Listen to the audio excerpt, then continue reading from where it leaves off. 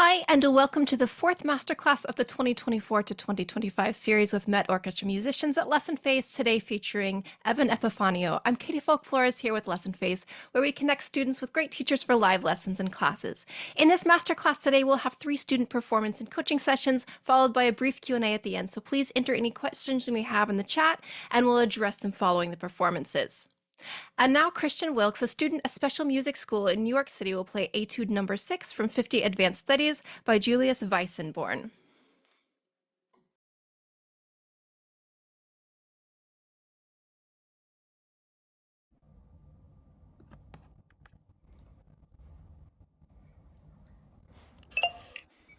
Hi, Christian. Hi, How are you today? I'm great. How are you? Good, thank you. So we've never met in person or digitally. Nice to see you. I just wanted to tell you a little bit about myself so that you're not playing for a complete stranger. Um, so I've been in the Metropolitan Opera for, gosh, 6 years now.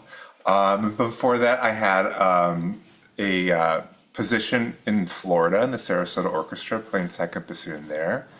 Um, so you live in New York, Yep. is that right? So have you been to the Met Opera recently? Yeah, I actually sing in the children's chorus there. No kidding. Oh my gosh, how long have you been doing that? Around 4 years. What was the last thing you sang with us? Um, the last thing that I've sang, was La Boheme, but I've been recently cast in Queen of Spades, which I'm gonna be singing in this, Oh, it's coming up. yeah. Yeah, oh, at the very beginning of the opera is the children's chorus. Oh, that's exciting. That's such a wonderful opera. And that opera in particular has such wonderful writing for the bassoon. So I hope you stick around and listen. Um, I won't be playing, unfortunately. I played that opera a few years back. So in the Met, there are 2 principal bassoons, and we rotate things. So my colleague, Mr. William Short, will be playing in the pit. But anyway, so let's dive in and hear some Weissenborn. Cool.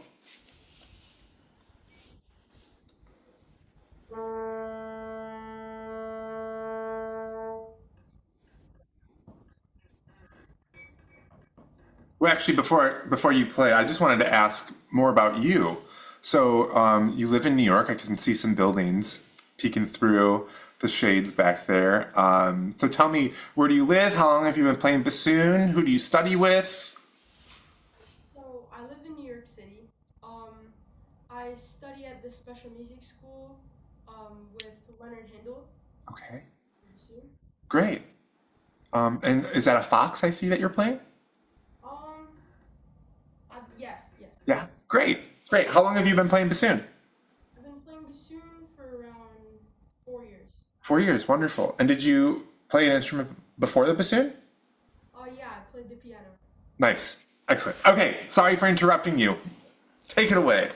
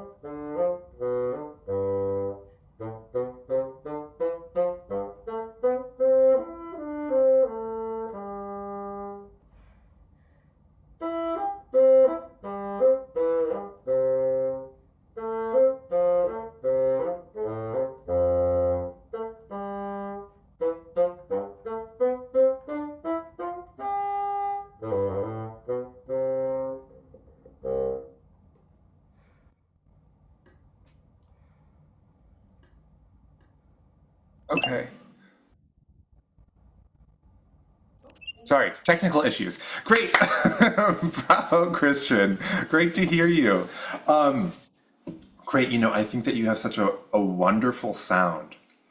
Now, I want to know if you and your teacher have discussed the concept of flicking or venting.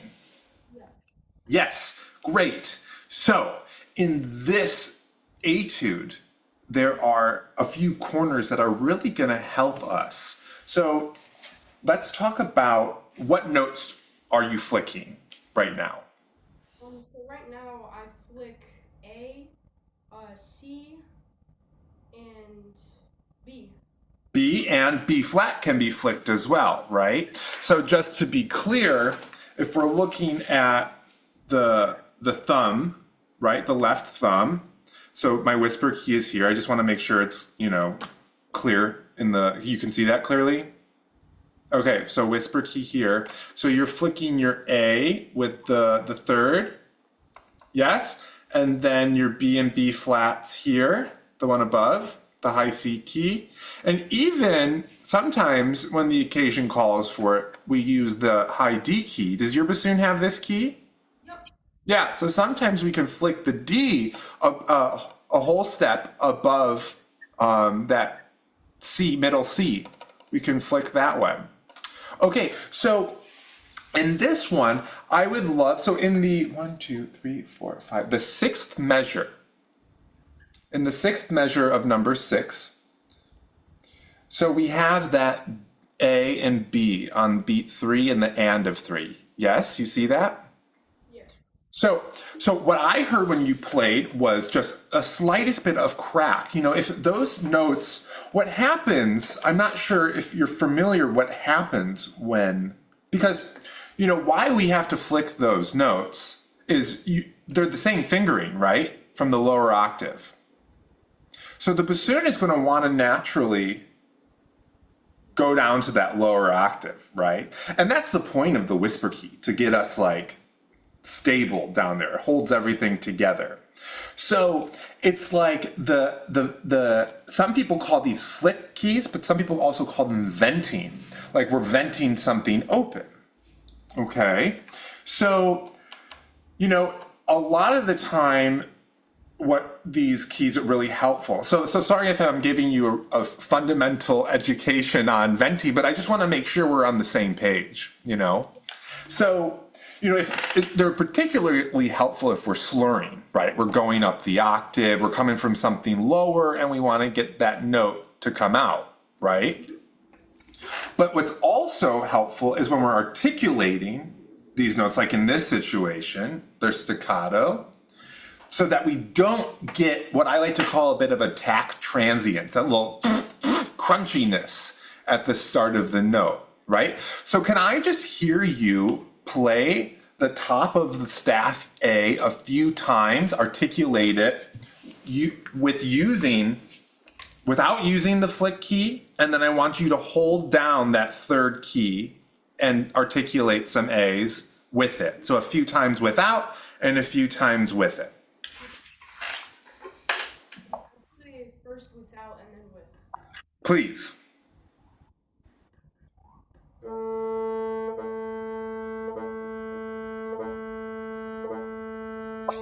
Okay, and now play it with it.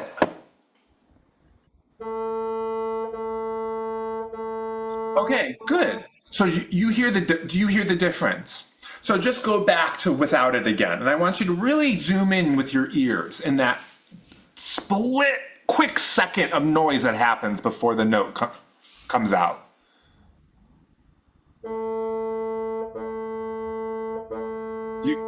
You hear that little like whoop, whoop, whoop?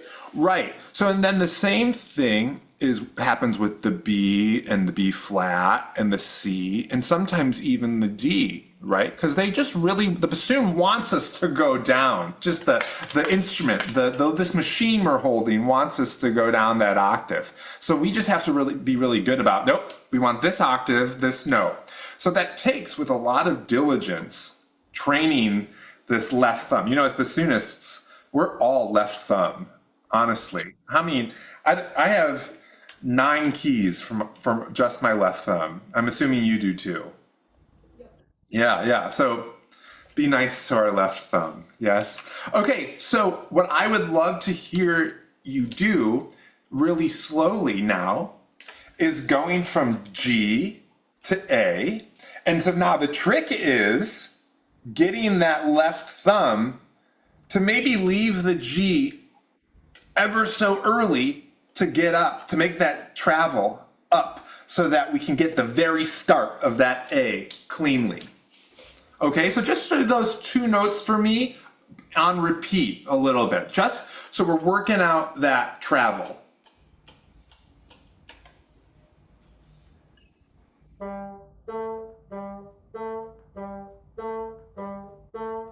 Great. How about you add the F before that too?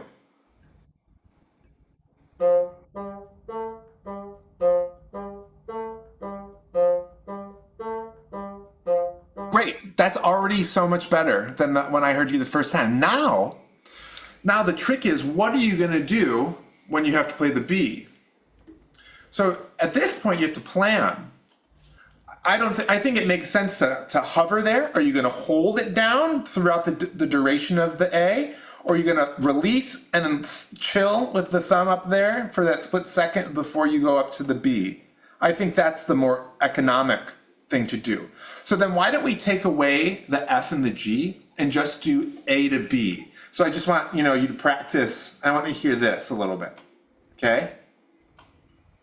So go A, B, please.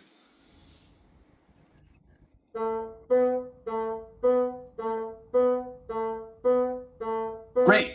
Now let's add the C after the B. So what you could do, I would probably, for economy, just leave the thumb down the whole duration of the B and then hit the C. And then after I hit the C, then I can release it. Because that E after the C won't be happy with that key, that down, right? So can I just hear you go A, B, C, A, B, C?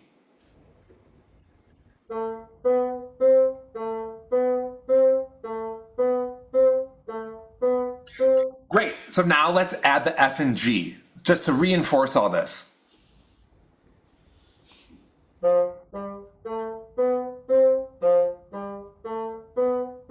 Great. What a quick fix. How easy was that? So now let's hear that whole scale. So can we start at the dotted quarter note G, the bar before? And can you, now let's see if we can put it back into the original tempo.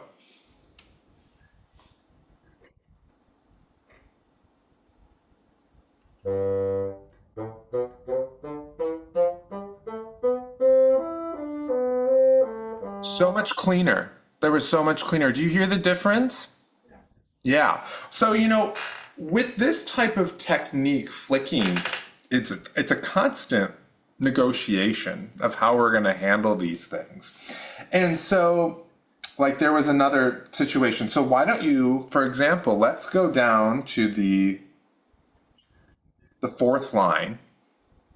Okay, I hope does yours look, just so we're on the same page, does yours look similar to mine, this layout? Yeah. Okay, so fourth line in the third bar should go A, B, F sharp, B, A, B. Is that correct? In The third bar of the fourth line. Oh, excuse me, the fourth measure of the fourth line. Yep, that's correct. Yeah? Okay, so this is what I'm referring to in making an educated choice on what we have to do with our left thumb. And unfortunately, I don't know if you were doing this because of just the platform of being online and I wasn't there looking at your left thumb. But I wanted to see if we can get this just a little cleaner. And since we're on the topic of flicking, just make sure we can use our thumb efficiently, okay? So for me, what I would do is I would keep my thumb down on the A key, the duration of the A, then just slide it up for the B, And then at that point, I'm leaving early, leave my left thumb B flick key early so that I can get my whisper key down for the F sharp, because that's the challenge, right? So can you do that for me slowly? The A with the holding it down, venting it, and then shifting the vent up for the B, and then quickly down to the F sharp.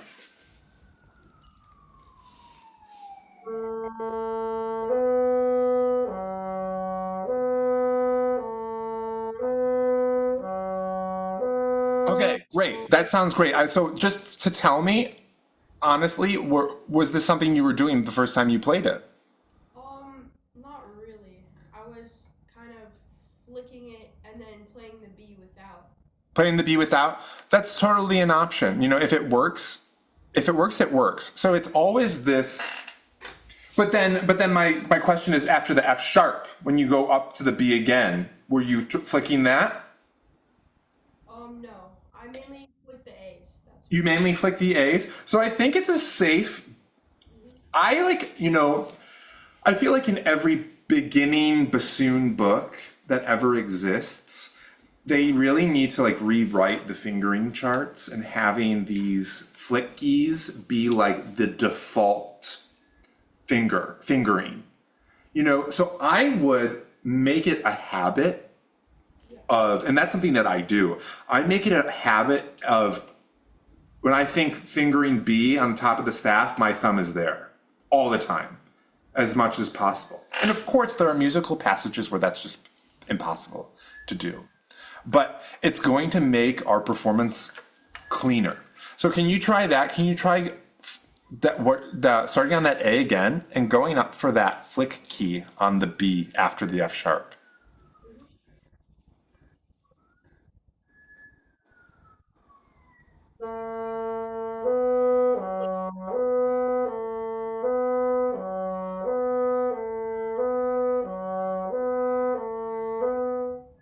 Oh, great.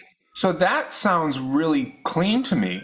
So that way, so we have this tempo of allegretto grazioso. So eventually, I think the more we work on these passages, I think you can increase the tempo, right? And that way, when you're up there and you're going from the B to the A, the thumb is still in that neighborhood, right? So we're not going crazy up and down, up and down, up and down, just to keep things economical. Great. So let me see. I'm trying to remember what else I wanted to talk to you about.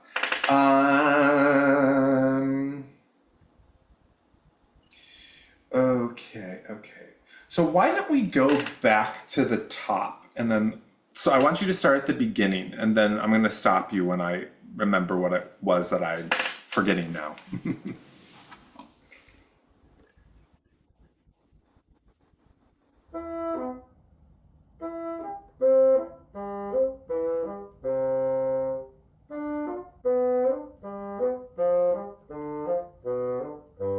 Great, Christian, wonderful.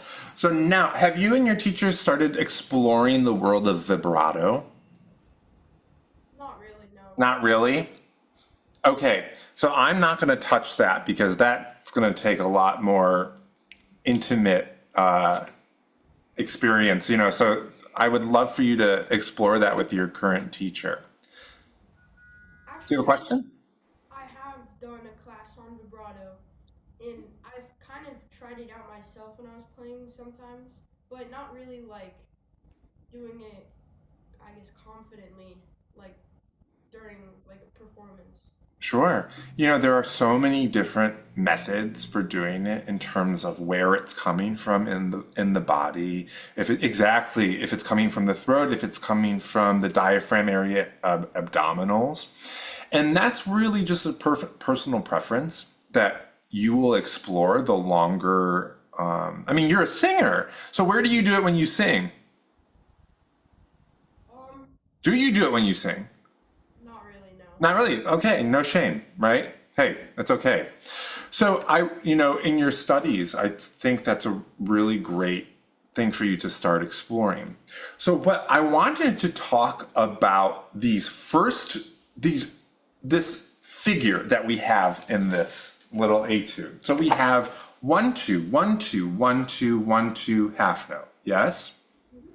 So I would love for you to give the first note of each of these 2 note segments a little bit more love and attention with your air, so that it's the second notes are not, I'm not reaching for them. You're not reaching for them. It's almost like the work is being done on those first notes. All you have to do is move your fingers. Can you try that for me, please?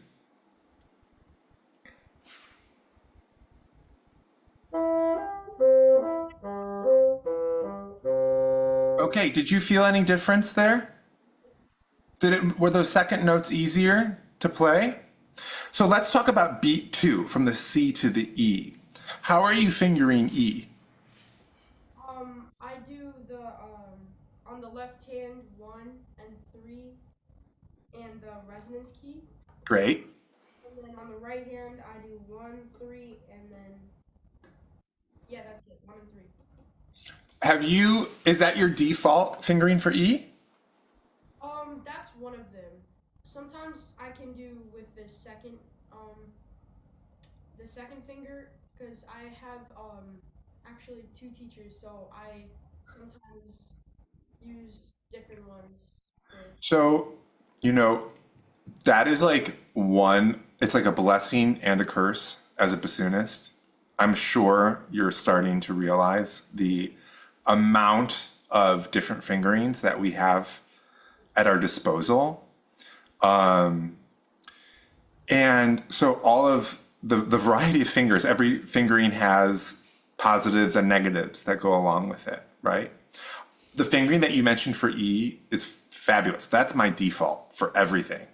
But sometimes that fingering, when we have in the right hand the first finger down, it makes slurring to it more difficult, especially if we're slurring up to it from a lower note. Okay, so then I want you to try. Let's just experiment with some different E fingerings. Okay, so the good news is that they're all the same in the left hand. They just change in the right hand. So you mentioned 1 and 3 in the right hand. And what was the second one that you mentioned? So 1 and 3, 1, 2 and 3, and then 2 and 3. Then 2 and 3, and there's also just 3. So why don't you try for me? Let's first do all 3 down. Go from C to E. Do that again. And you're keeping your right hand all 3 down? Great. And then now let's do 1 and 3. So double fork is what we call that. Yeah? Okay, do that again. Great. Now let's hear 2, 3.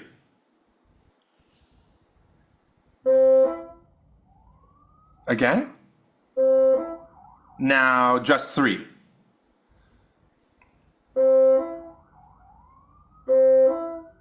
So, to you, were any of them easier to get that E out? I feel like it's the 2 and 3, then just 3, and then the 1 and 3. They all felt pretty good, like pretty much the same. But the all 3 down, that was the only one that kind of felt Resistant? that it might crack. Totally. That is to be expected. I think that's like every bassoon feels that way. And so, like I said, every fingering has its set of positives and negatives. And then it also depends on what note we're slurring from, right? So in this situation, from the E, it's being a major third, it's not too far away, right? So versus what if you, for just experimentation's sake, can you slur up to that E? Let's go through all those fingerings from the A below. So starting with all three down, correct? Starting with all three down. Right. You hear that? Ugh, right, which didn't, it happened a little bit from the C, but not as much, right? So now do 1 and 3 from the A.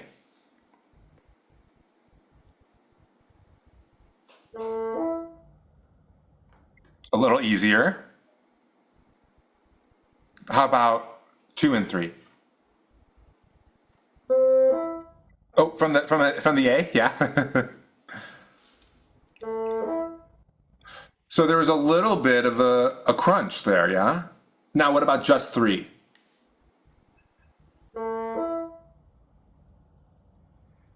How was that one? I felt like that was there was the least amount of crunch. Least amount of crunch.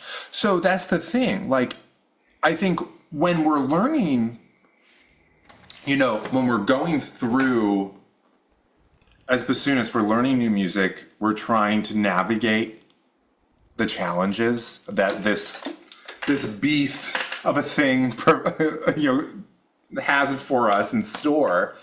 We have to be open to what the different fingerings are. I love that you already know 3 fingerings. Now I just gave you a 4th for this E, yeah? And learning how one fingering might not work always. And one fingering that worked today might not work tomorrow. Like, what reed are we playing on? Right?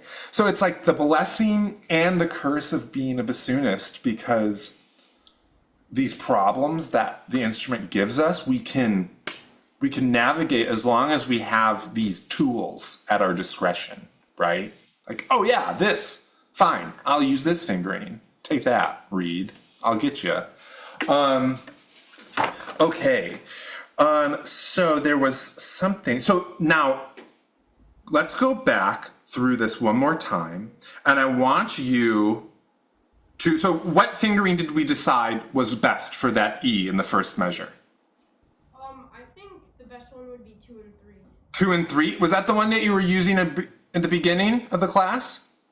I think in the beginning it was 1 and 3 that I was 1 and 3? Sometimes when we have all of these different fingerings and you're learning so much music, it's like, wait, I can't remember. So don't be shy or afraid to write it in your part. Like, I know some people have like different names for different fingerings or different symbols. Like, oh, I'm going to use my star or my X or 0 fingering, whatever, to help us keep our brains organized. So in the heat of the moment, we know what we're going to do. Okay.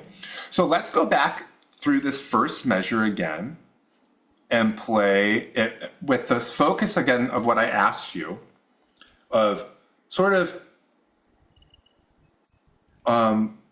surging your air a little bit on the first note of each of these 3, okay? And using this new 2-3 fingering on the E. But the second E, because that doesn't mean you have to use that same fingering on the first E of the piece, right? Yeah. Right? So with that one, I would use the 1 and 3 or the all 3. What are you using for that first note? I think that one I used 2 and 3 also. 2 and 3? Well, if it works for you, great. Let's hear it.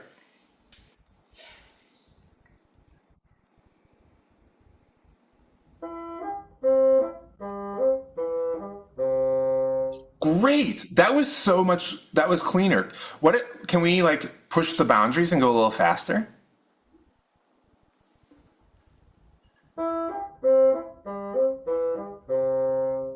Oh my God, that's incredible. Can you do that same tempo in the next bar?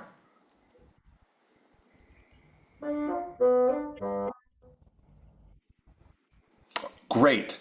So now just one last thing that I want to discuss with you is our half hole.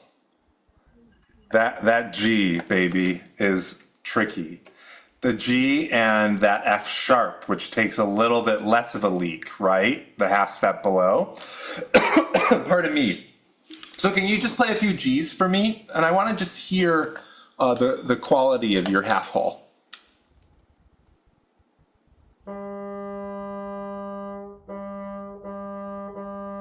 Good. So now can you play for me in the third bar, beats 2 and 3?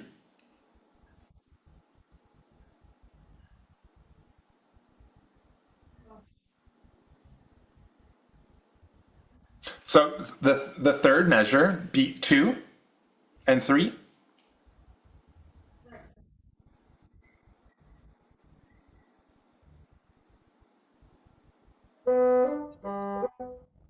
Great, great. So that half hole was already better than the last time I heard it.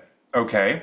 So it's these little things in the last minute that I have with you. So it's I want to just encourage you to, these little gritty, nitty gritty bassoon qualities like the flicking and the half holes to really be clear about how much you have to use for the half holes, how much in terms of how open am I going to be? And that comes with time, muscle memory, finding that.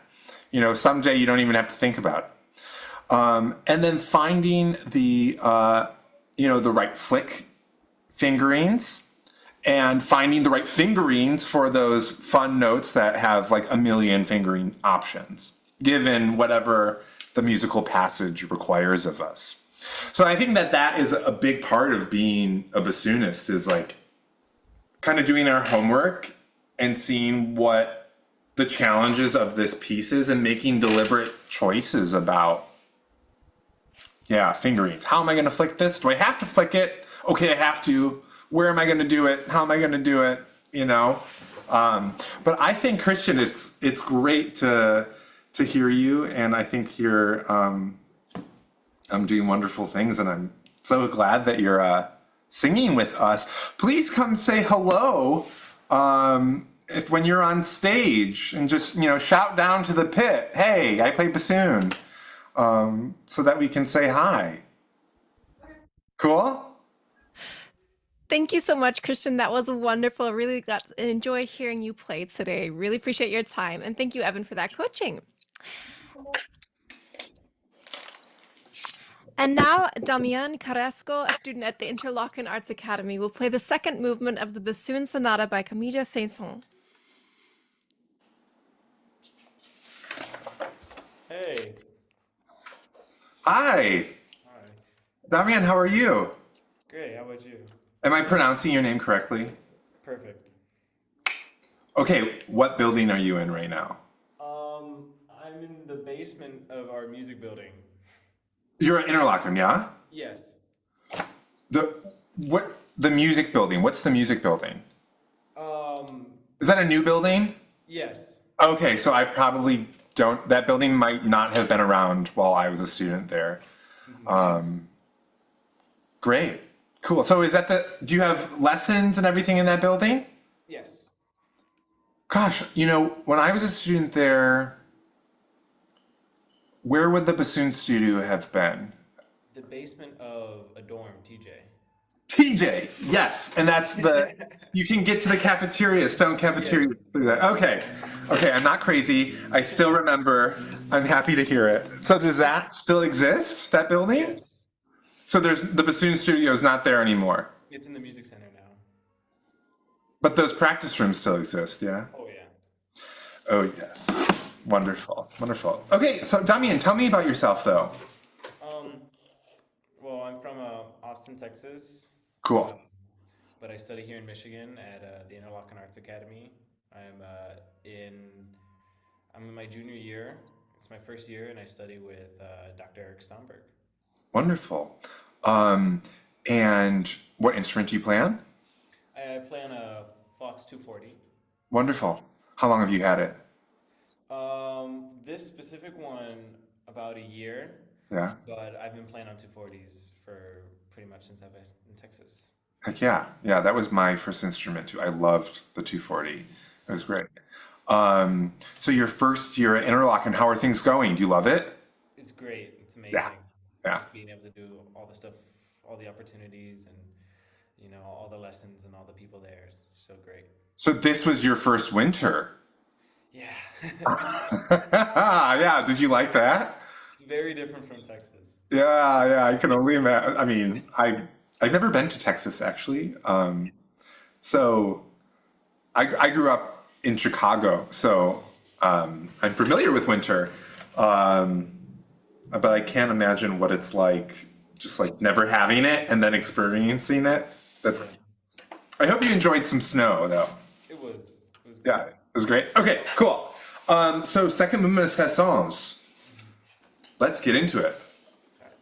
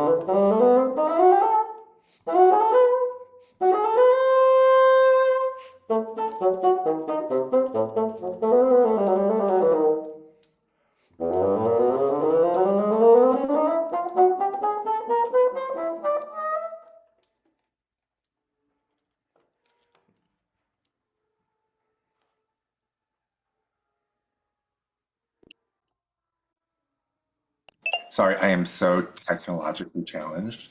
Um, just pressing an unmute button clearly difficult for me. But bravo, Damian. Awesome. Great technique, great sound, great high E.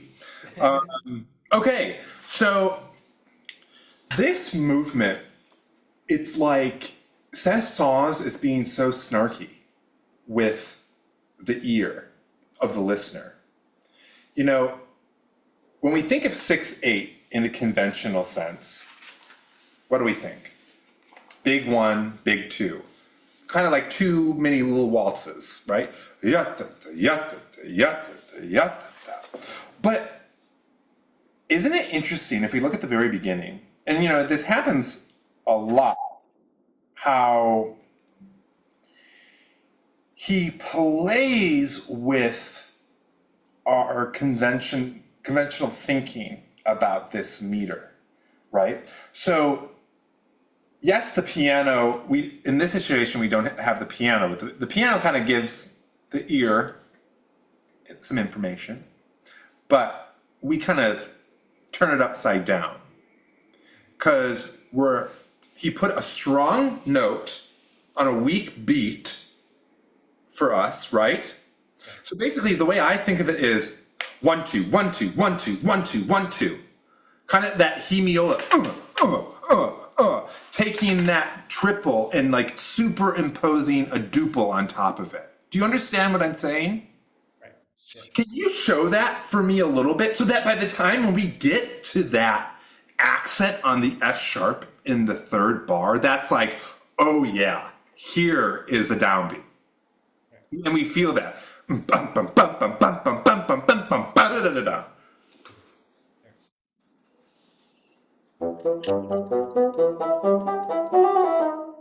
Exactly. And I feel like that makes us, then it really helps us pace a bit of a crescendo too, so that we can ramp up and get to that accent. Yeah? Let's do that one more time just to iron it out.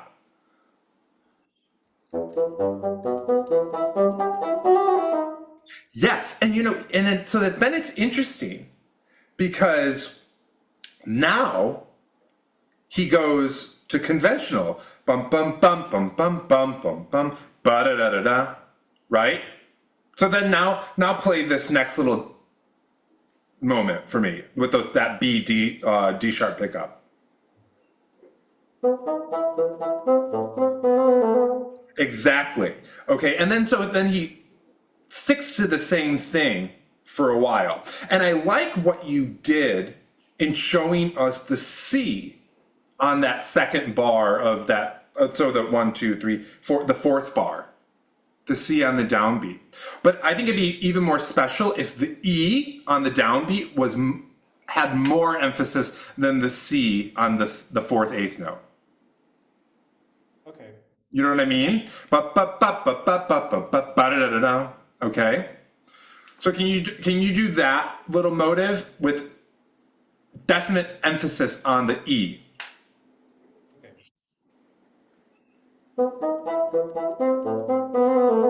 Exactly. Okay. So now we go through, and it's basically like he's giving us the conventional 6/8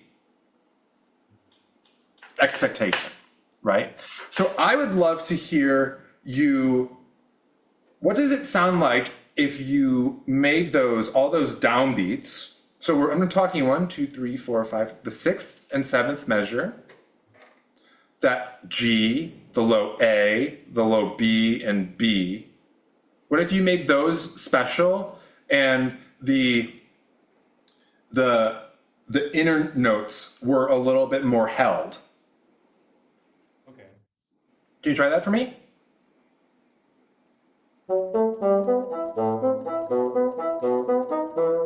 Great, but I don't want it to affect your articulation and the clarity and the crispiness of it.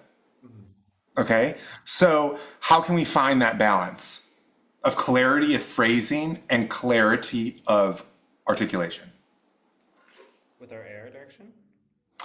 I think it's more air, of course. We're wind instruments. We need it, right? But I think it's about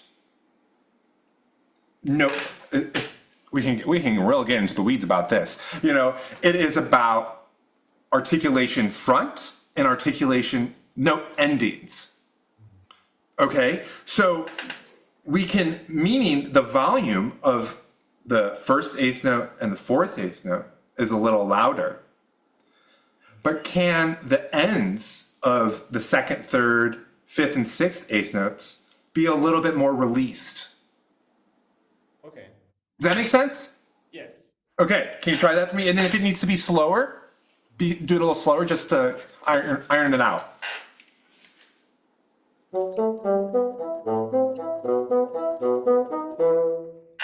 Yeah.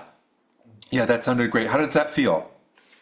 Different, but it sounds a lot better. Yeah, well, this music comes around. It's a revolving door in our lives. So we always find something new to indulge in every time we do it and every time we listen to it. So, because when we think about, I mentioned this earlier, a waltz. So in terms of hierarchy of importance, what beat is the most important? One, and then? Two. Then? Three. Great. Okay, so we can think of this boom, chick, chick, boom, chick, chick, boom, chick, chick, right? And then what's tricky is we get a lot in this piece is a lot of off, empty downbeats. And we come in on the second downbeat, whether that's 16th note or an eighth note. So when you're playing, so let's find a good example of what I'm trying to get at. So if you go to your third page, the third line, where you have eighth note, or eighth rest, G sharp, F sharp, eighth rest, G sharp, E sharp, yes? Yes. Okay, so we have these silent downbeats that the piano is covering. But we have to perform without the piano, right? And we have to show this phrasing. So if the downbeat has to be so loud within us that we have to show this ba ba ba ba ba ba. So meaning the second eighth note needs to be a little stronger, and the third eighth note needs to have that release. You understand? Yes. So can you demonstrate that for me in this passage? And can you do it a little slower?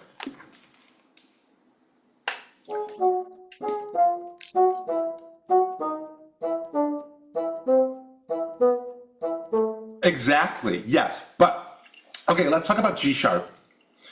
Are you using your whisper key on G sharp? Yes. Okay, so G sharp, what a resistant note. Can you experiment with me a little bit? I want you to give me a few G sharps without any tongue, but I want them to be crisp. So, like air attack? Yeah. Okay. How crisp and clear can you get it without the tongue?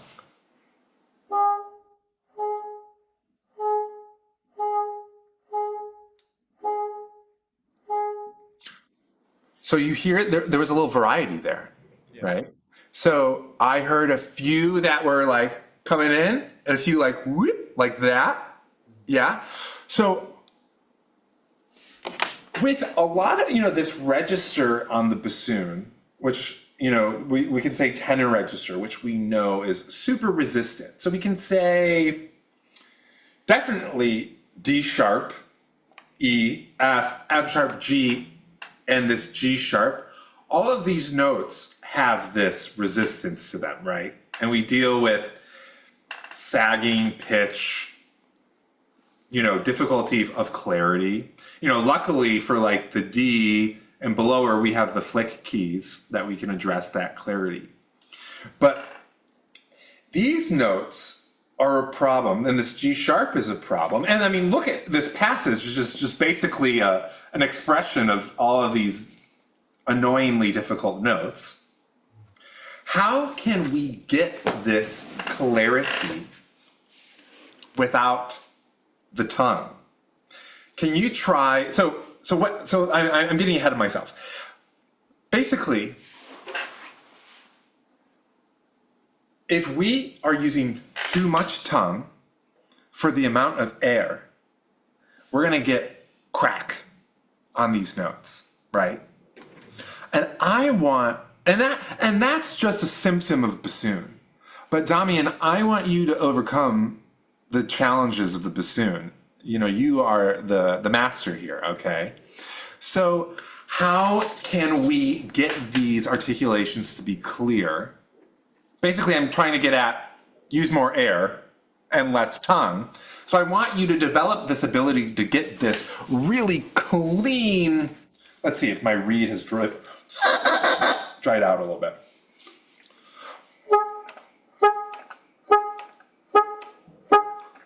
Like, I want you to fool me and think that you're using your tongue, but you're not. Okay. Okay?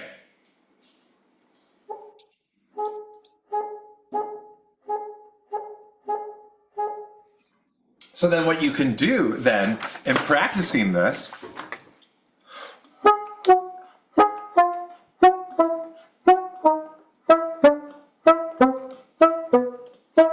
I didn't use my tongue once. Can you try that?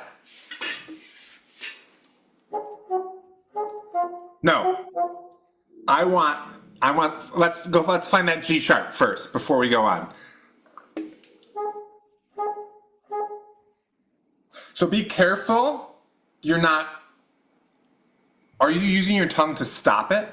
Yeah. Do you not want me to? Mm-mm. Okay.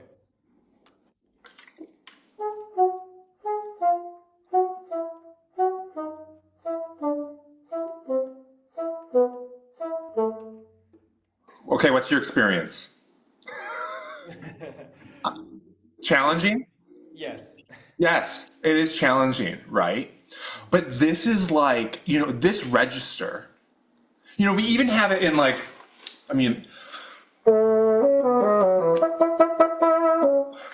which is what? What's that solo? Figaro? Yes, exactly. So those repeated A's, right? We have it all over the place. We have it in this so many times, And in this, it's tricky because in this, we're in this register, but sometimes we're going, ooh, up. And so it's this, we need to develop this control and dexterity with our air input really quickly so that we can get this clarity. Because I don't want to hear cracks. The ear doesn't want to hear cracks. They won't know what's going on. But as a bassoonist, I know what's going on, So I want you to overcome this. So why don't we give it another shot? And I want, the more you do this, the more comfortable it's going to get. It's just another muscle to build. Okay. But I don't want you to accept that crack on the F sharp. Do you hear that? Yeah. Yeah.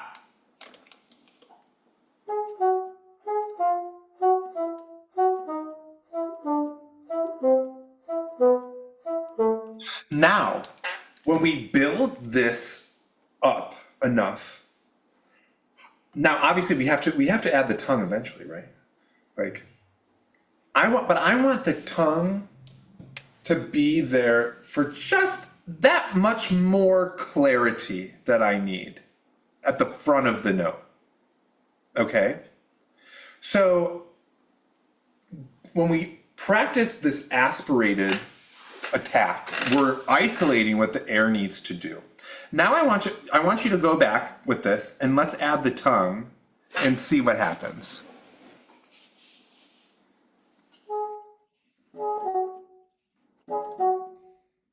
Okay, so the crack is happening.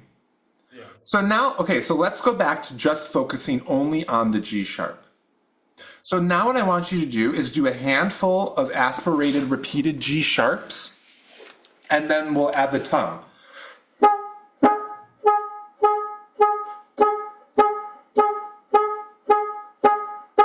Okay?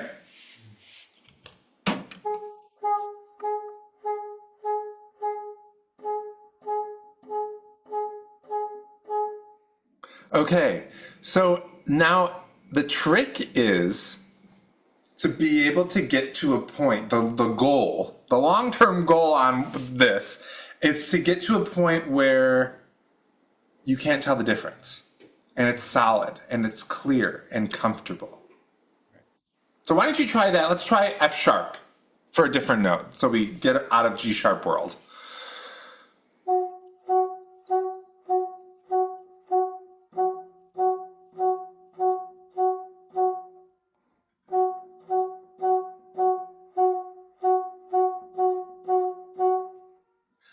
So what are your observations, experiences?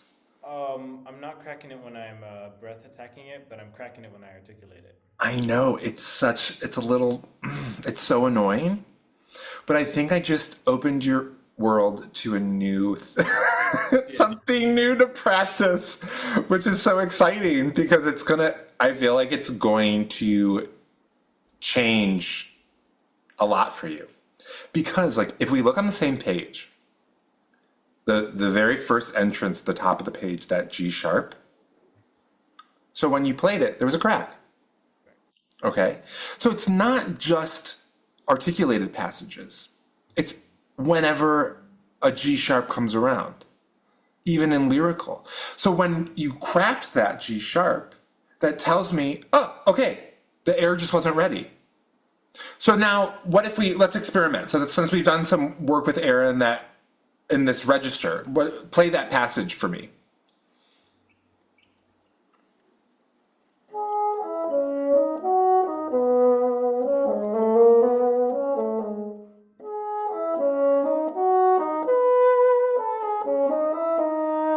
Okay, so the second G sharp was better. Did you do something differently?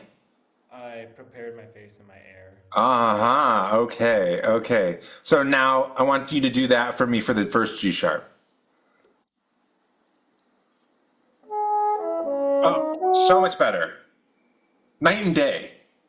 Night and day. Because then as a listener, especially when I mean, I don't know what your career goals, but if you're wanting to play in an orchestra eventually, and we have to do auditions. I mean, not even for auditions, but for performances. I mean, we want to elevate this music as much as possible. So I don't believe that little bassoon mechanical quirks should be included in in giving sessions the best go, right? Okay, great. So I want you to take a look around in your playing, in the future and see what you discover with this. And think to yourself, okay, so you're practicing your passage, like, oh my gosh, I'm hearing all this crack, this attack crunchiness. Just do these aspirated attacks, pause, and then you can ask yourself, okay, am I using enough air? Am I using too much tongue? Maybe that's the issue. I'm just like beating the tongue on that reed, when, oh, I don't need to. So it's finding this balance for these particularly tricky notes that are so resistant. But typically, it is lack of air. And that's also going to help with the pitch, right? And the stability. Because when you prepared that G sharp, the intonation was better. It was so beautiful and it was more stable. Did you feel that? Yeah. Yeah. Awesome. Okay, so I'm on this passage because this is relevant to what I wanted to talk about Saint-Saëns screwing with our ear. So, for example, in this passage, to me, we're looking at it. This G sharp and E looks like a pickup, right? But I think it's the start. He's displacing the melody by 3/8 notes. So it's not and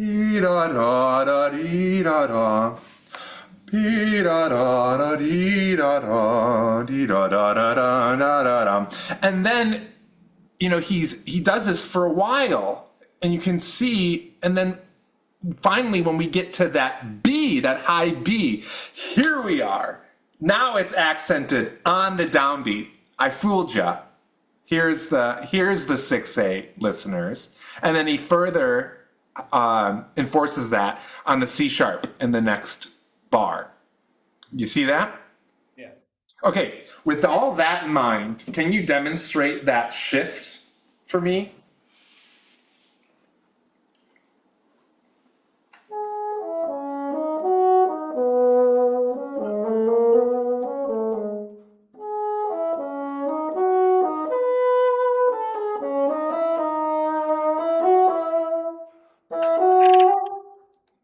Yes, oh good. I was waiting for you to play that next part. No, don't just start there. I want to hear just how, with your newly explorative air, how that sounds.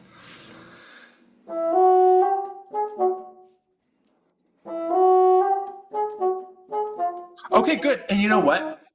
That measure before, that E, F sharp, F double sharp, that's a perfect opportunity for you to set yourself up. So in that bar, where's my air? Where's my air? How's it doing? If you get that E and F sharp solid, then you're in the right place. You know what I mean? Yeah. Can you try that?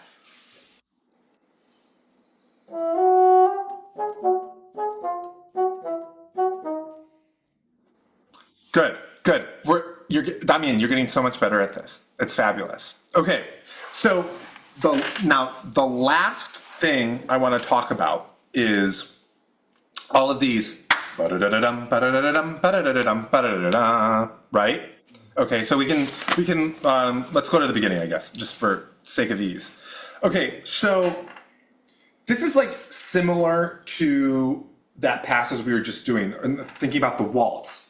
Bum, bum, bum, bum, bum, bum. So I like the emphasis to be on the first of all of these sixteenths. So I just want to be clear. I don't think it's ba-da-da-da-da, ba-da-da-da-da. I want to hear ba-da-da-da-da, ba-da-da-da-da. I think because these eighth notes, they don't need any more help, because they're longer and they're the last note of a slur. So it's going to naturally sound present. But I'm really interested in this. I think that's much more exciting. Okay, so can you give that, so this is the second measure of the third line on that E.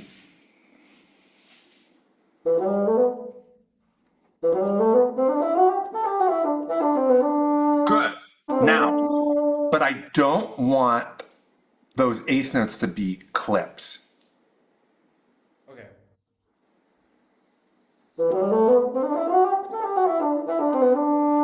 Okay, you were good. The D eighth note was really great, but the B and the F sharp, or the B and the G, weren't so successful. Okay. So I want full length, beautiful eighth notes. So you can give it a little spin of the vibrato if you'd like. But so it's tricky, right? We have to be a little organized. Ba-da-da-da-da, da-da-da-da-da, right? Can you try that for me, please?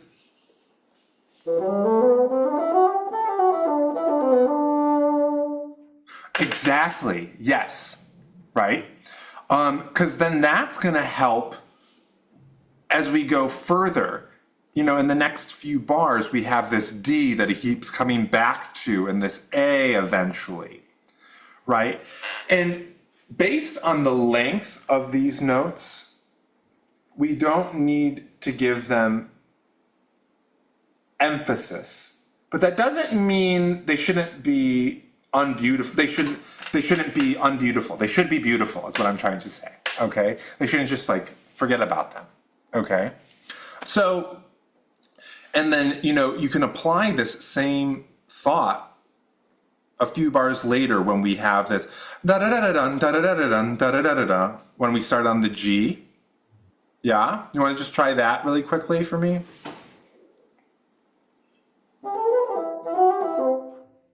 Right.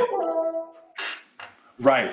So that's going to be the trick, is how to have it have full length, beautiful, but have that release in terms of intensity, but then restart for that next E.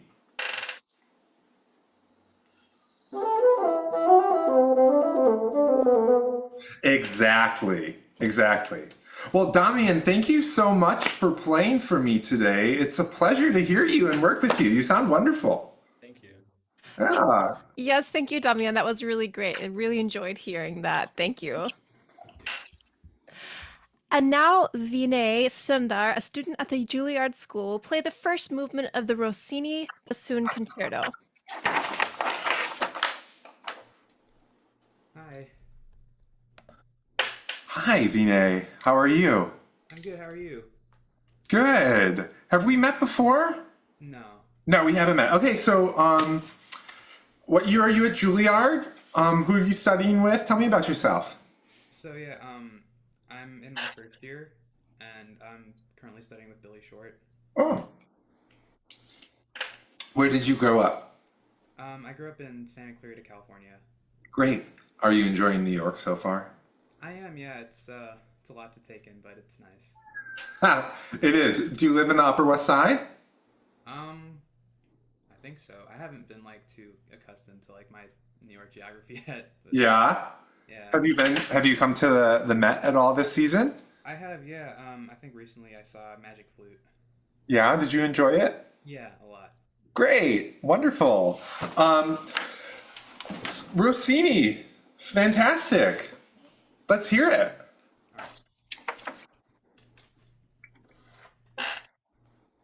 All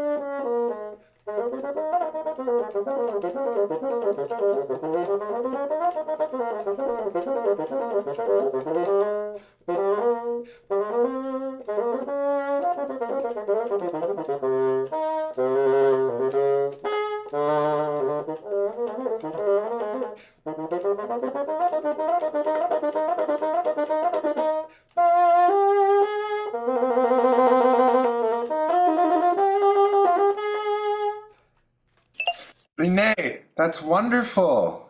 Thank you. Great to hear you play. Gosh, incredible technique. My Thank you. goodness. Okay, speaking of technique, so when you're in orchestra, have you ever heard the conductor say to the string section? Sometimes they'll say, oh, play this from the string or off the string. Kind of. I know they say a lot about like the bow, like bow direction, like what up or down bow. So I bring this up because it creates two different sound worlds. Okay. Now, off the string, let's think about this visually. You know, here's my violin. Here's my bow. Okay. Off the string is almost like they're not touching the string. So sorry if there are any string players watching this and this is like a total inaccurate description, but this is my mental interpretation and it just works for me, so I'm going with it. Okay, so off the string, meaning we're not, the bow is not touching the string. It comes in contact and releases. It goes back off the string. Boom, boom, boom, boom. You know, you see a lot of like up, up, up, up, up, up, up. From the string, the bow is on the string and then it moves. Okay, so when we have these fast articulated passages, like you have here at like measure 87, let's say, is the first one. Can it be more from the string? Okay, so do you know, just, you know what I mean? I think so, yeah. Let's hear it. Let's see. Directly on 87? Yeah.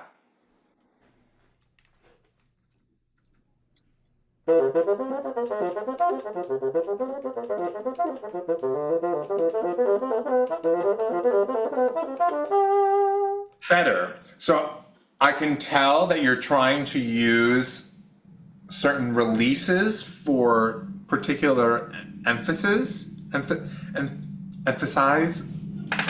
I want you to practice not doing that, just for experimentation. So I want everything to be from the string. Okay. Okay?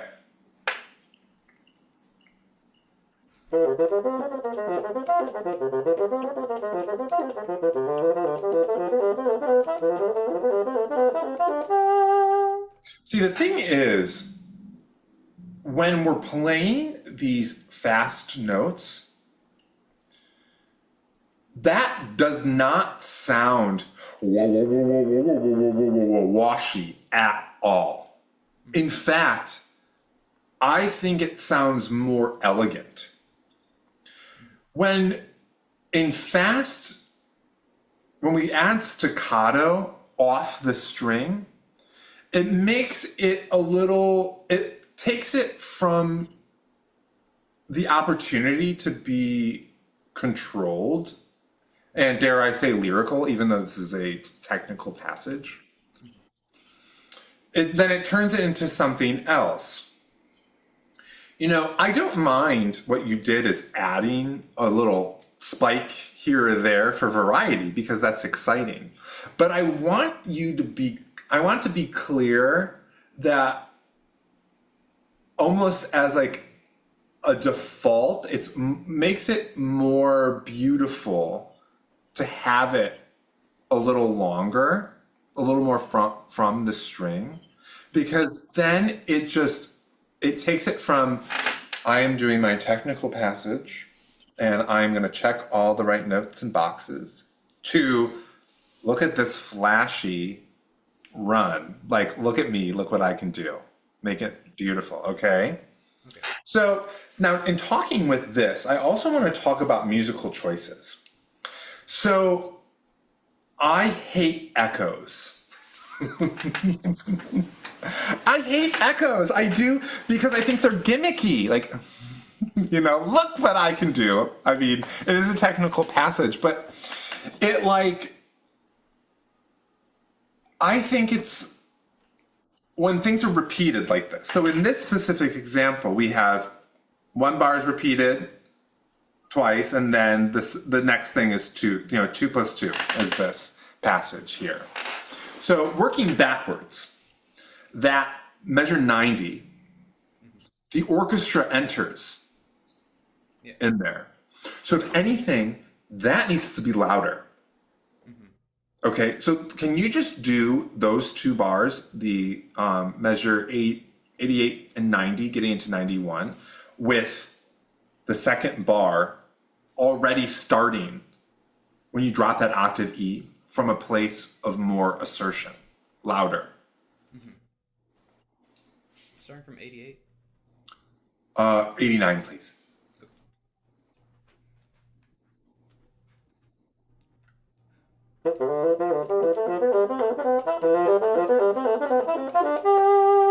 Yes, because the orchestra comes in and we're getting to this fortissimo, right?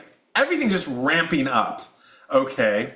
So now what I hear is we have this really long lyrical passage starting in 83, right? All this sustain.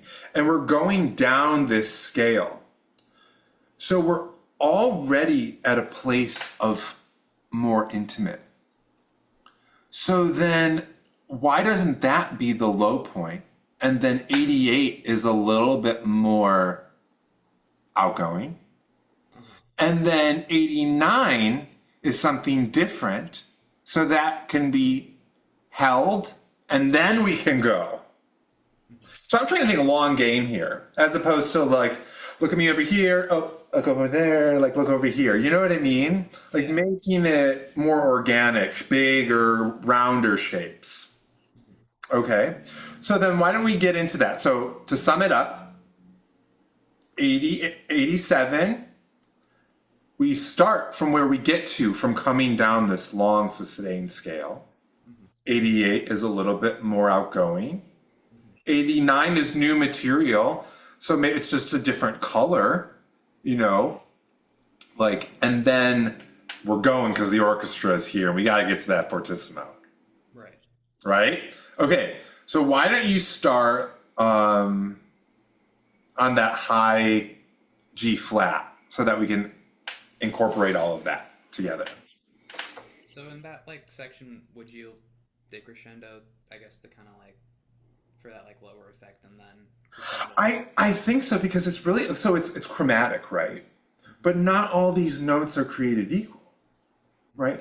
And you know, that's where like this comes in handy, because I'm a firm believer that we are given such a little tiny piece of the puzzle in this part when we're looking at the bassoon part, right? That's why I suggest having this in arm's reach all the time when I'm practicing. And that goes for learning orchestral parts, chamber parts, you know, anything where we're given just one line of something. It's just a small piece of the puzzle, right? Right. So then, being a good student, I would, you know, find this passage, and how is this special? You know, we see in measure, let's see, 81, 82, 83, 84, that E flat is the dominant 7, which then goes to the major third, so it's a resolution. But then suddenly we have this D flat, which is another 7. So that's a little bit more exciting. And then we come down, right? Right. So it's about finding how, yes, diminuendo, but how can we create this? Just because we're diminuendoing doesn't mean like, okay, I'm going 5, 4, 3, 2, 1. There are peaks and valleys within the bigger picture. Right. So what I would do is I would be playing this a beautiful G flat, and then which leads me, I would carry me through to the E flat, resolve on the D natural, but then I would, ooh, look at that D flat, but I come down to the A, but just kidding, I'm going to that A flat, and then come down. Right. Okay? Yes. Sorry, that was a long explanation for that question. But did that answer your question? Yeah, definitely. Yeah. Okay, cool. So let's start on that G flat.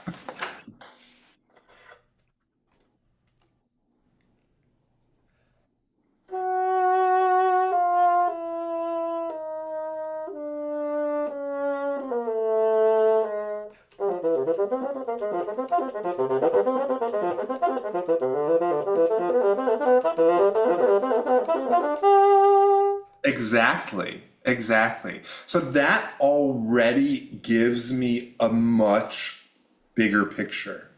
Yeah. It's like, it's always that debate of, am I seeing the forest or am I seeing the trees? Sometimes I want to see the big landscape, but I can't lose the definition of the trees. And sometimes I want to zoom in and see that, those trees. Okay. But I think in general, it's great to start big and find out how to use the small little details. Right. That's what I mean. Like within this long descending scale, that dominant 7 is really special. And that major third isn't so much. So I can relax a little bit. I can release the intensity. Oh, but this chromatic feels really, intense. But I'm still overall getting softer. Right. And that's where we can also use vibrato. So for sake of experimentation, let's go back to this. And I think that E flat is, as the dominant 7, is something special. So I would use my vibrato, I would increase the vibrato and have a little bit more intensity. And then when I get to the D, I would relax it. Can you just do that for me? Let's just isolate that E flat and D. So I want you to play the E flat and give me that left hand vibrato on it. And then when we get to the D, okay, I'm chilling. Right.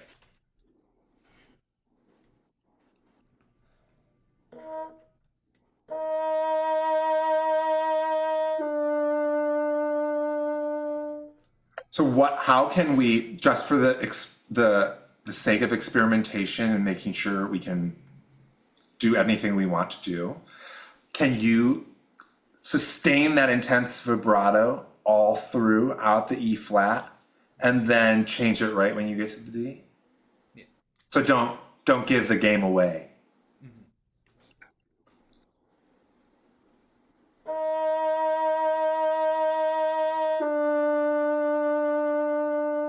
Good. Okay, so that's the extreme. Now, okay, let's make it more organic. So take me to the D. So at the very last minute, we can relax the vibrato on the E flat and resolve on the D. Right.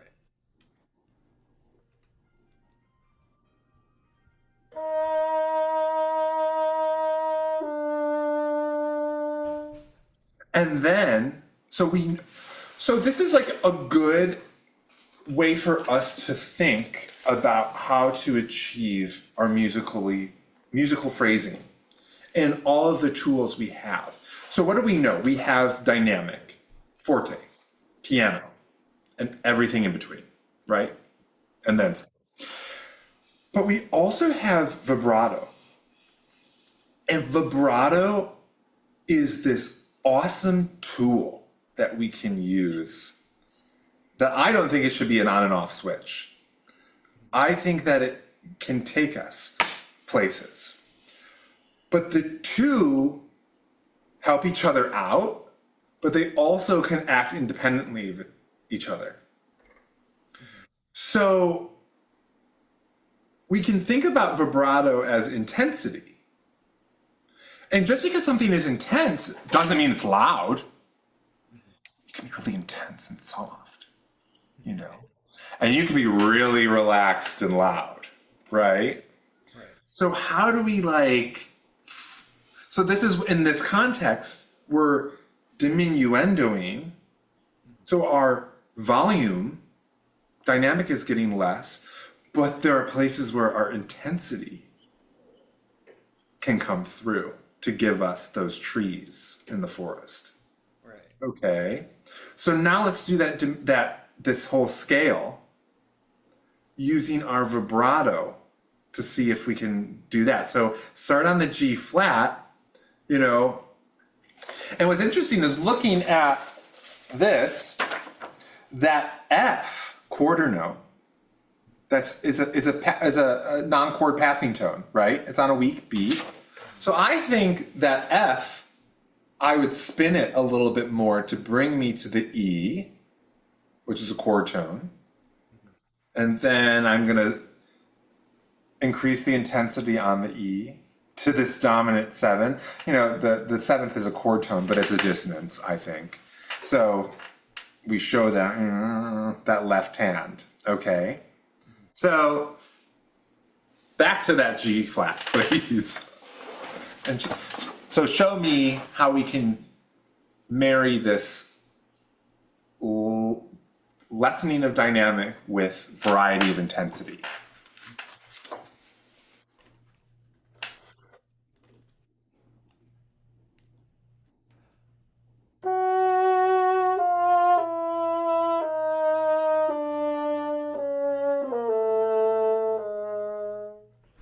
Yes, that was so much more interesting. It's like, okay, tell your story, Vinay. I hear you. You got something to say, right? And that's going to make me want to go, what has Vinay got to say? Okay, so, cool. Fun. What a fun piece, right? We're doing some Rossini right now at the opera. We're doing Barber of Seville. You should come check it out. Yeah. There's a lot of fun things. And this, you know, listening, you know, Rossini is an operatic composer. So when you're studying this piece, I hope you're not just listening to this piece. I hope you're listening to Barber of Seville and Cenerentola.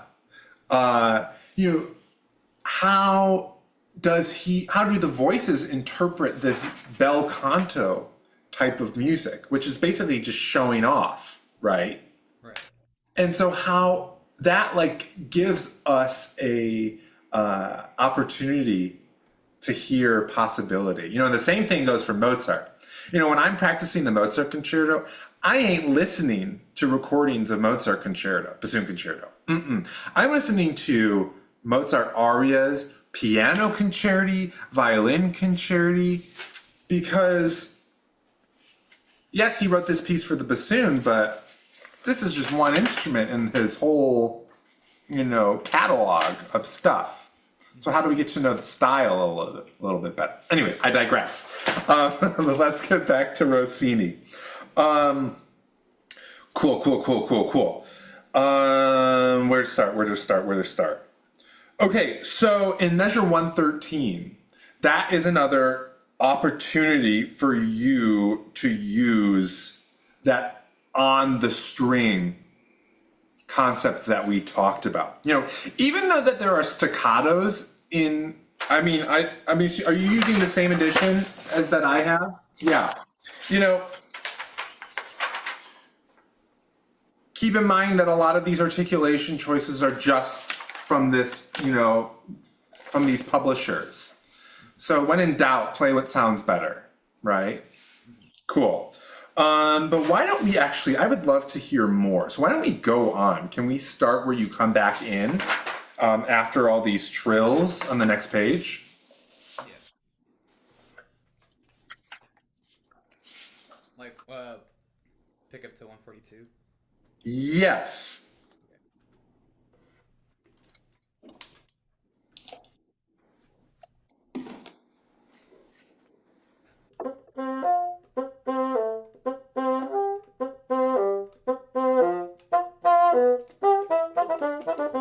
Okay, great. So I want you to think of these pickups as like brush strokes on strings. They're from the, sorry, I'm low battery. They're from the string, but they're not clipped. Right. So there is space, but can it be a more air release as opposed to a tongue stop?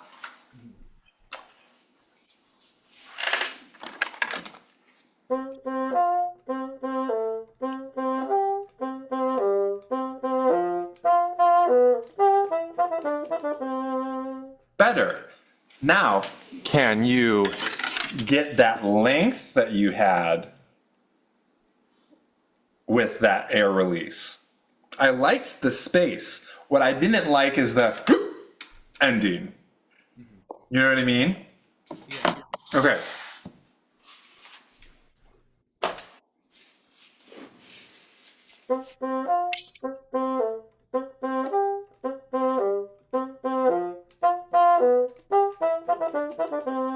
Better. Do you feel the difference? Yeah. Do you hear the difference? I think that that's just so much more elegant. Elegant. Excuse me. Sorry, I'm just looking for a charger here. So, good. Can you play for me? I just want to make sure my ear is correct. The pickup to 144.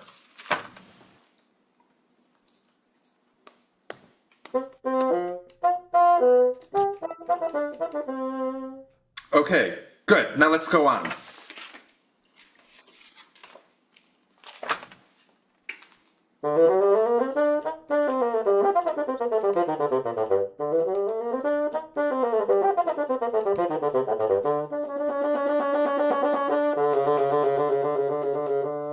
Good. So now we have this play here between 16th note and 8th note.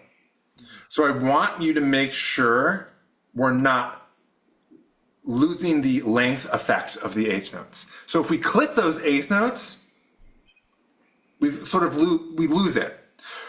You know, I want, or whatever it is, I'm hearing the E flats in particular are clipped. Give me full length, please.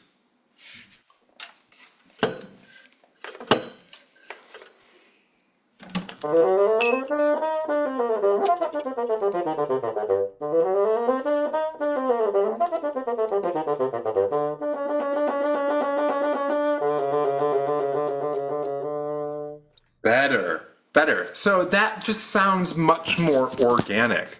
Sorry, I'm just gonna move out of the sun a little bit. I'm getting roasted.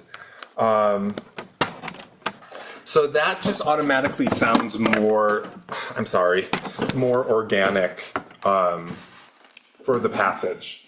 So great. So let's now go on, please.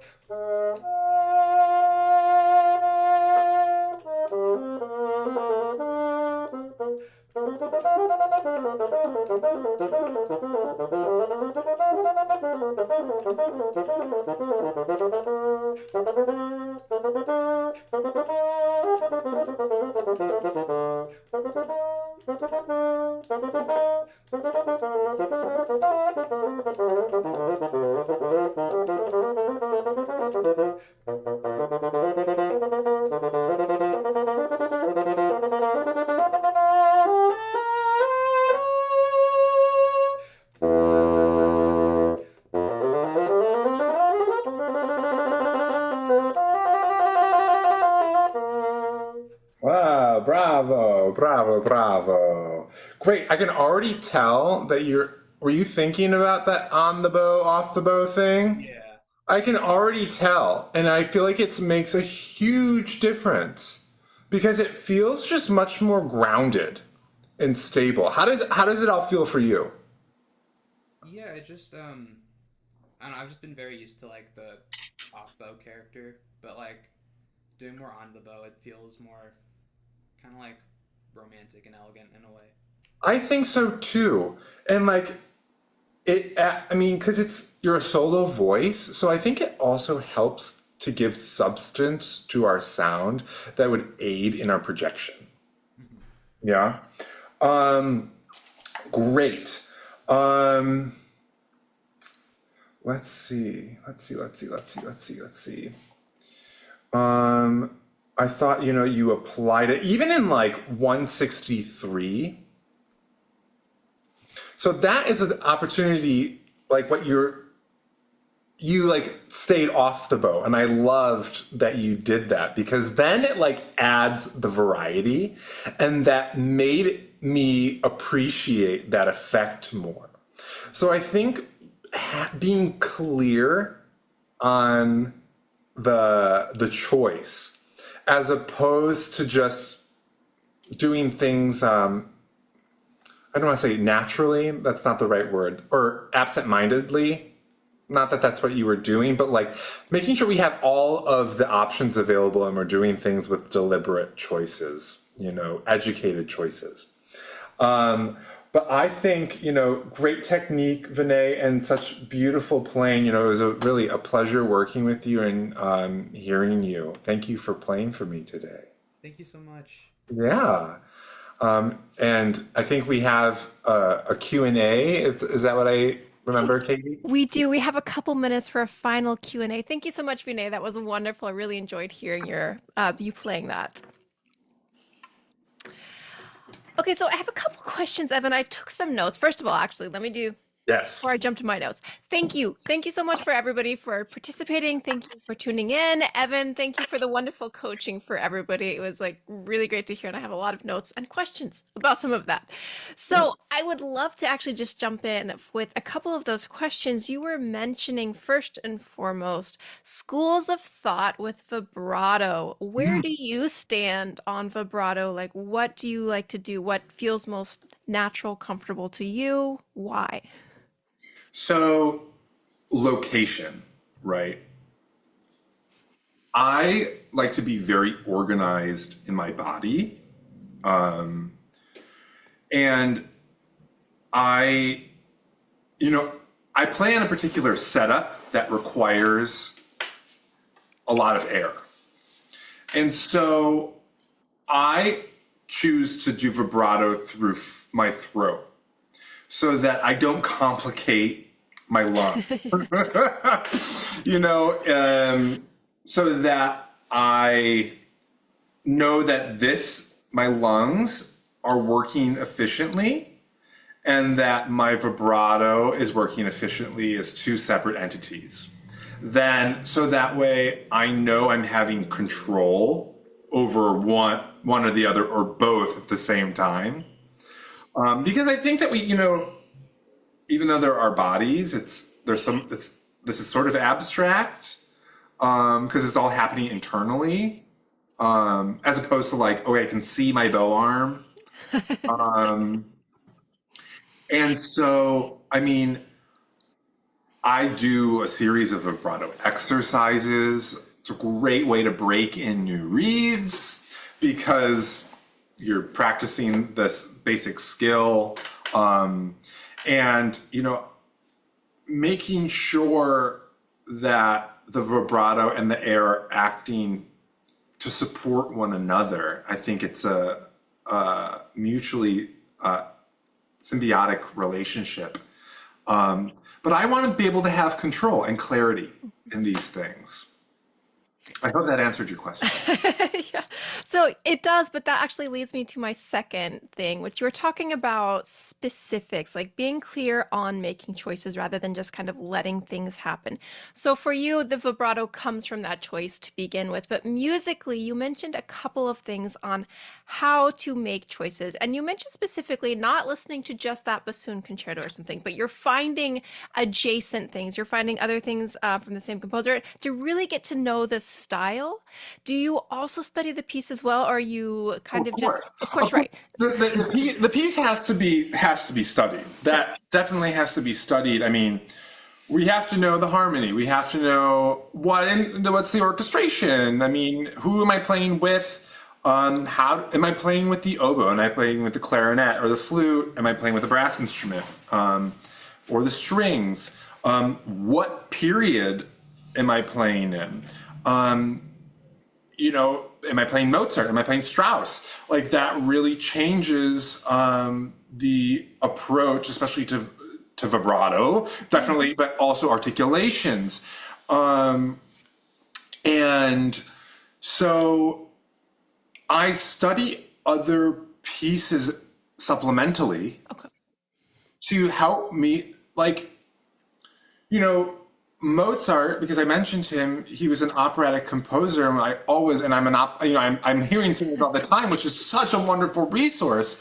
But also, he was a pianist and a violinist, so that's where the source of his ear is. So how does a pianist approach articulation Mm. or sound? Or of the violin. So it just, and sometimes it's not black and white. It's not like I've got to figure it out, but it subconsciously Right. it colors your impression. Right. So really that's what's helping you make those deliberate, educated choices is the supplemental around the area instead of just kind of this tunnel vision we get like, okay, I'm working on this piece, perfecting this piece, and kind of losing context in a way, right? It has to be a little bit broader. Exactly. I'm sorry. I'm adjusting my brightness a little bit because I'm under the sun and my anyway. Um, yeah, because I think in relation to that, the more decisions that we make, clear decisions, the better we feel Mm. and the more secure we feel. And I think that combats stage fright, which is a huge, topic for everyone.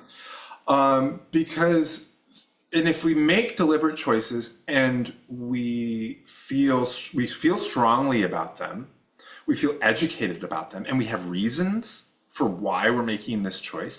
And that doesn't mean it's the end all be all for this. I mean, one way I played Mozart Concerto today is going to be completely different than how I played it 5 years ago, 1 year ago, 5 years from now, whatever. But in that moment, making a choice and sticking to it, I think that really, and being able to demonstrate it, obviously, really sets people apart. Mm. Now, you mentioned a little bit about obviously approach to vibrato changing per composer, per style, things like this.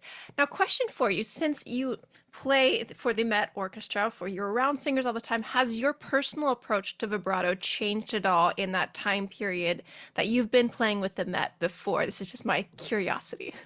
I wouldn't say it's like vibrato specifically, Okay. but color and flexibility. And like, you know, I mentioned intensity, so it definitely is vibrato, like quick shifts. And like, okay, the singer's being a little flirtatious there. How the heck do I sound flirtatious? What does that mean?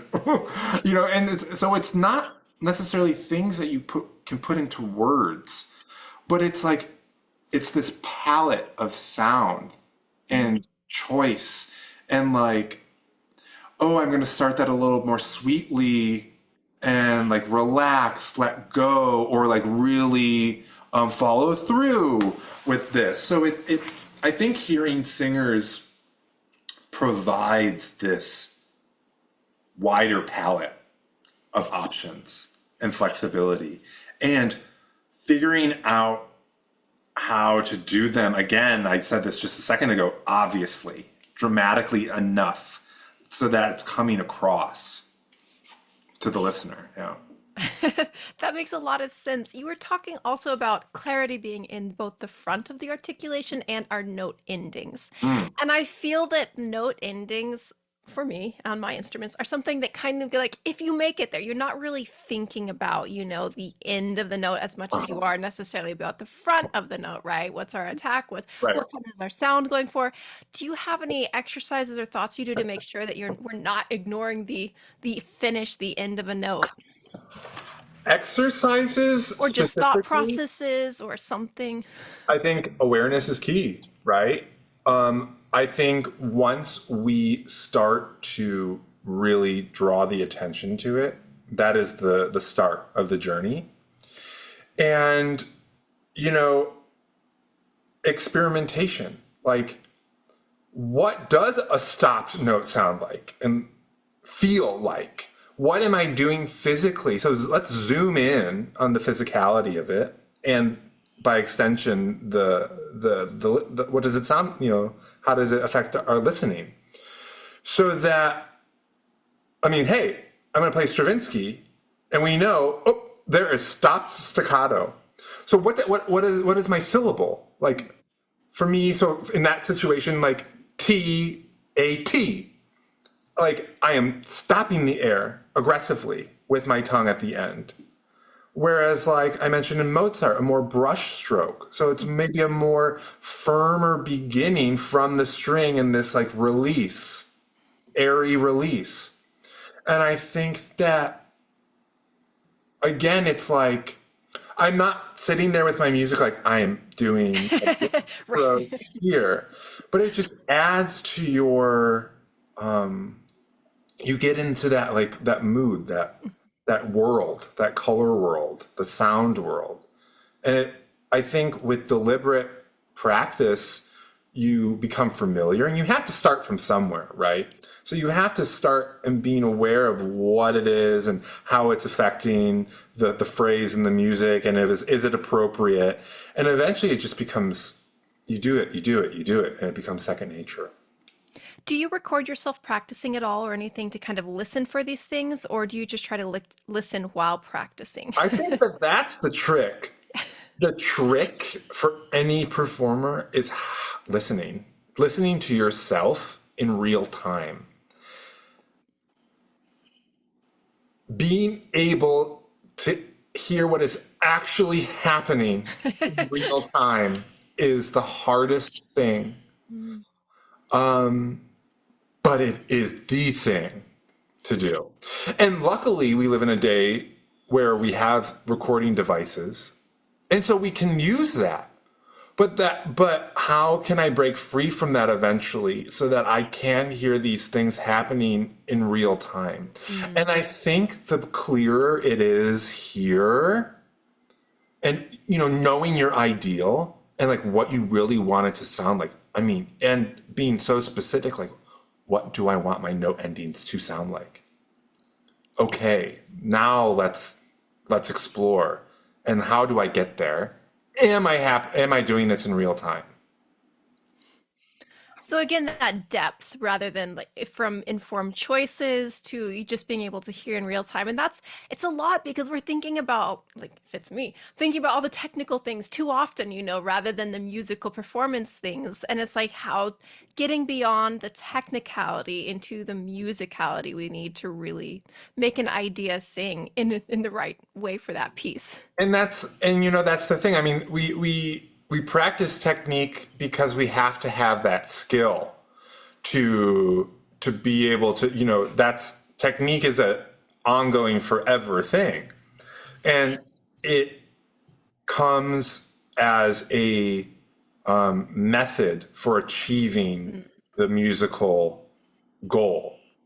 So, when I was working with Vina about those 16th passages, taking it from oh, I can play, just look how fast I can play these notes, to like, oh, let's make it a phrase.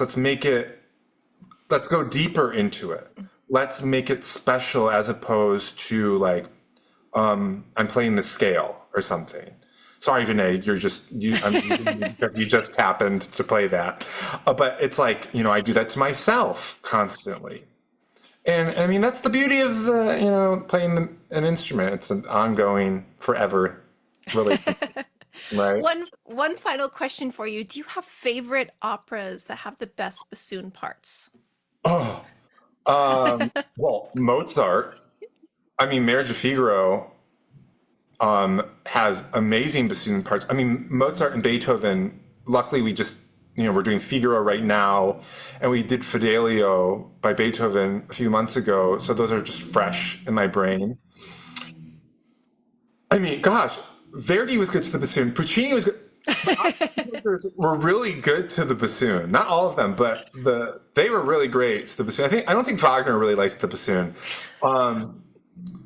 but Strauss too has some really wonderful bassoon writing. I mean, we're doing Salome right now, which has great things, but Electra has delicious bassoon moments in it. Probably one of our most difficult pieces in the repertoire is Strauss's Electra. But Mozart for sure. So no, no, but there's a lot of good material. I mean, yeah, I mean it's great because these operatic composers saw the possibility. The bassoon, the clown of the orchestra, is so wrong. It pigeonholes the bassoon into this narrow palette, color, personality. But these opera composers used the bassoon, yes, for those character quirky moments, but for longing and just desire, moodiness, and recognize the vocal qualities of the instrument. Because it is so lyrical and can be so beautiful instead of just poor bassoon. I love the comical treatment it gets sometimes. I know. Yeah. Well, thank you so much for your time today, Evan. And thank you again to our performers. We really appreciate you all jumping on here and getting to hear Evan, you work with them. It's like always a treat for me. So I appreciate everybody's time today. Thank you, Katie. And yeah, thank you to all the performers. It was just a treat to hear all of you.